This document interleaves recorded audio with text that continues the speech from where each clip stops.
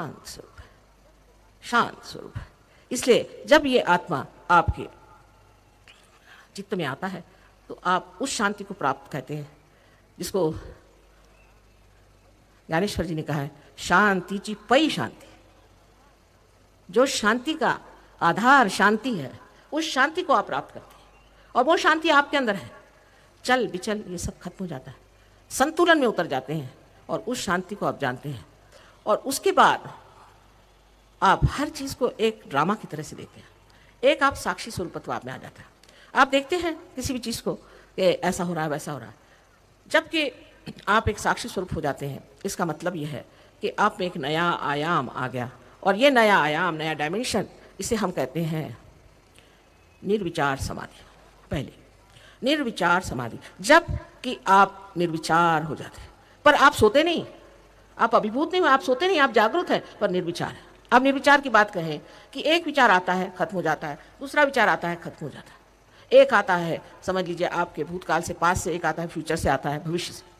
दोनों ही आते हैं, एक बार आते हैं फिर जाते हैं, आप उसी के ऊपर नाचते रहते हैं। लेकिन इसके बीच में एक जगह है जिसे विलंब कहते हैं। जिस वक्त कुंडलिनी जागृत होती है तो ये विचार थक जाते हैं, उसके बीच की जगह स्थापित हो जाती है, आप वर्तमान में आ जाते हैं। वर्तमान में आपने विचार हैं, क्यों? वही सत्य है, वर्तमान सत्य है, उसमें आप बिल्कुल स्थापित हो जाते हैं और तब आप निर्विचार हो जाते हैं।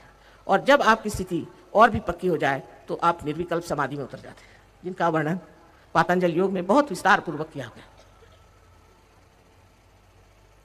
इसी आत्मा के प्रकाश से आप सत्य को जानते हैं, क्योंकि आपके हाथ में जो ये चैतन्य बह रहा है, इसको आप किसी भी और मोड़े, किसी भी प्रश्न की ओर मोड़े, फौरन आप जान सकते हैं कि यह सत्य है, यह सत्य है। किसी किताब को देखें, किसी इंसान को देखें, किसी वस्तु के प्रति आपको आकर्षण हो, आप देखें, आप जान जाएंगे कि ये सत्य है, झूठ है।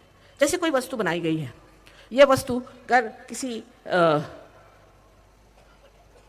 संतों की बनाई हुई हो, या किसी पहुंचे पुरुषों की बनाई हो, या कोई स्वयंभू हो, तो उसमें से आपको चैतन्य आएगा। अब ये भी लोग मानने को तैयार नहीं कि अपने यहाँ स्वयंभू लोग हैं।